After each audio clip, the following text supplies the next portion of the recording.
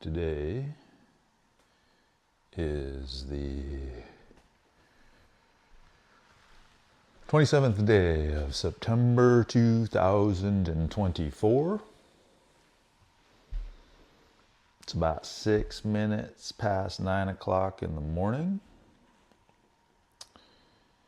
And this is the Morning Muse. I am grateful that you are attending.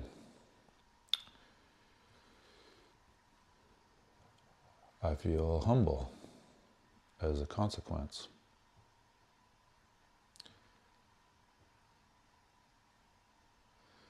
And I feel quite exuberant this morning, and I have a bunch of toys, probably way more than I can effectively demonstrate, play with in the conventional? No. Yeah, the convention here. The convention of the Muse, this format is 10 minutes. So what I want to do is go very rapidly through no more than 3 things. And I'm going to immediately fail and go through way more than 3 things. But I really appreciate the guidance that I have received, am receiving, and continue to receive by dear, dear fellows. So the first prop, toy, object to bring to attention, according to the Muse, is this one.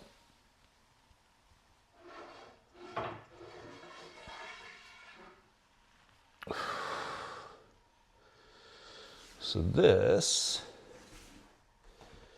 is a stick that represents a sword, which is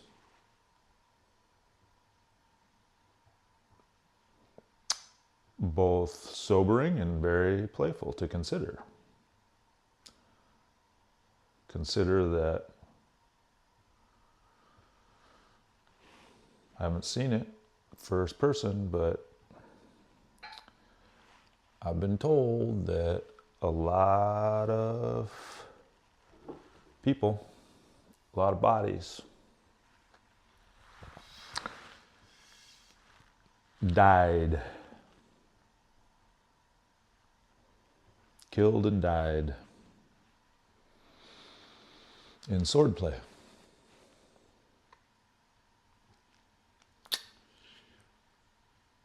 No killing, no dying going on this morning, so can relax, I suppose, to some extent, but it is instructive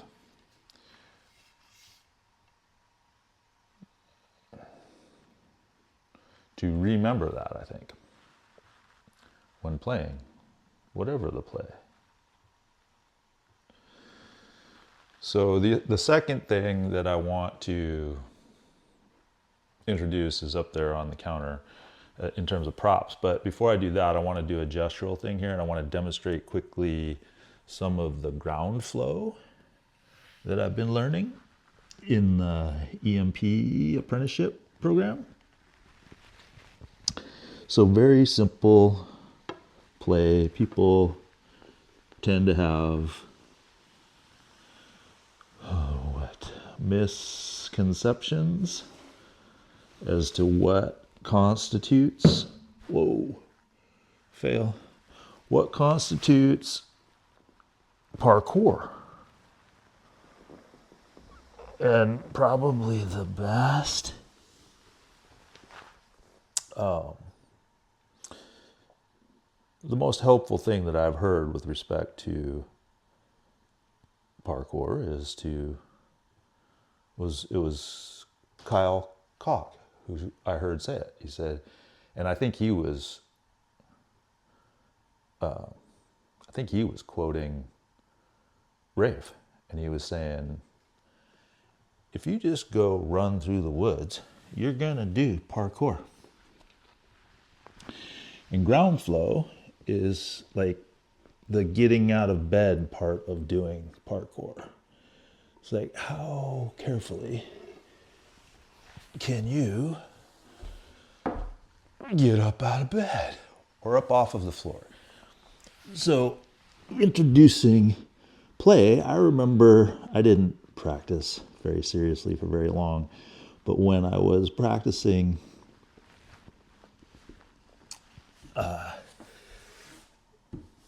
one of the most beautiful art forms that I have ever had the privilege to participate in, Aikido,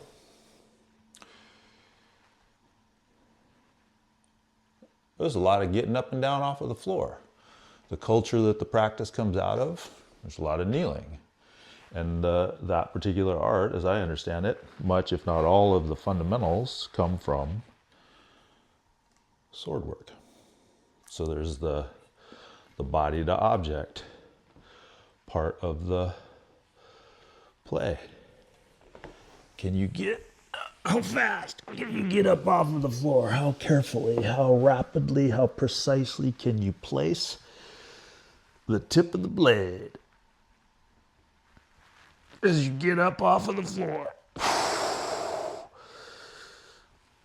to meet your, to put it playfully, your playmate,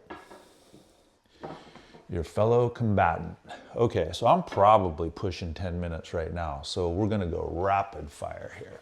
And we're gonna say, this is a text that was recommended to me by a Mr. Chandler Stevens. And I haven't finished reading it yet. It's a pretty simple text, but it's about understanding the reality that there are at least two types of games, finite and infinite games. And then the third and final prop for this morning's purposes is Julia Cameron's Artist's Way. Also, pretty simple, not very, not hard to get through, but very, very rich, very deep. And there's some fundamental practices in here that, well, there's two, basically. One of them is she calls morning pages, and the other one she calls artist dates. And I've been playing with what I've come to refer to as deep time. And though that play is afforded me anyway through consistent practice of the morning pages. So hopefully I will have more opportunity, more affordance to explain or demonstrate deep time in the context of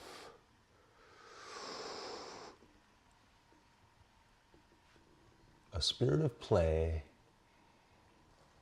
and the rate of radioactive decay of cesium.